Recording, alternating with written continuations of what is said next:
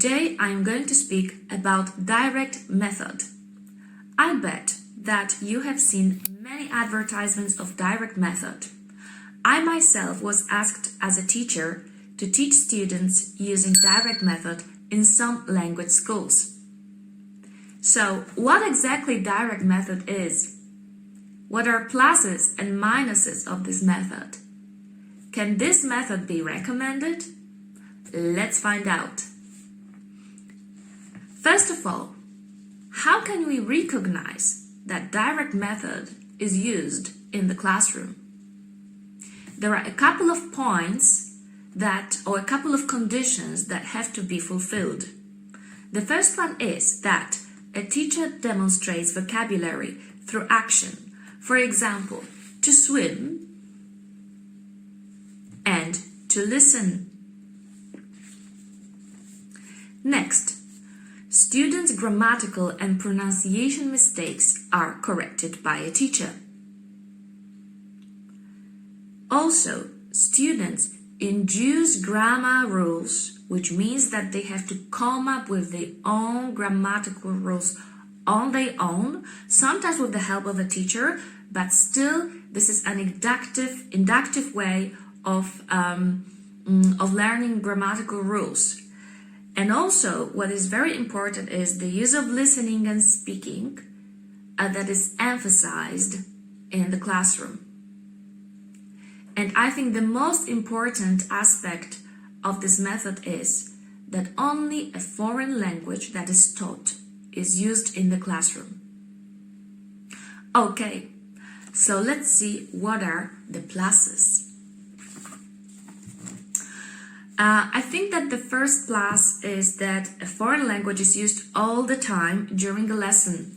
So students are exposed to a foreign language all the time, which means that it can influence the general development of a foreign language. Okay, now the second thing is that students remember vocabulary faster because of a meaningful presentation of a language. What is more, grammatical rules are induced by students, which influences, in my opinion, faster understanding of grammatical rules and the possibility of implementing those rules in speaking and also in writing, which are in fact productive skills.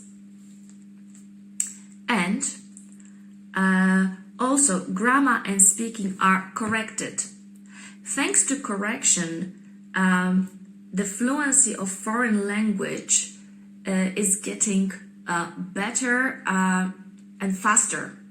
So let's have a look at the minuses. The first minus of this method, and in my opinion the biggest one, is that the use of a mother tongue is not allowed in the classroom. It may cause a lot of problems in communication and the acquisition of a second language. For example, if a student is not able to come up with the grammatical rules on his or her own, or the rules are wrong, it may lead to some problems in the productive skills. So in speaking and also in writing. It can finally lead to misunderstandings, communication misunderstandings.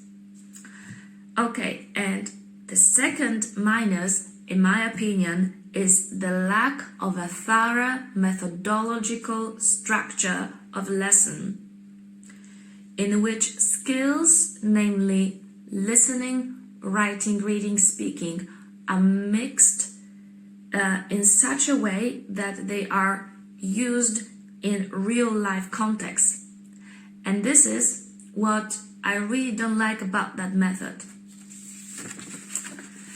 Okay, now the question is, can this method be recommended? In my opinion, this method is good, but for higher level of students. So I'm speaking about levels such as C1, C2, where students already know a lot of grammatical rules. So through the communication between a teacher, they are able to come up with the rest of the rules on their own, and there is no problem with communication between students and a teacher in the second language. However, in my opinion, in some moments of lessons, the use of a mother tongue is definitely needed for a better, comprehensible input that I'm going to explain later in one of the movies. In my opinion, yes, but only at higher levels. Okay, so the next method that I am going to describe is Kalan method, that is widely used in different advertisements. Okay, thanks guys a lot for watching and listening to me, and see you next time. Bye!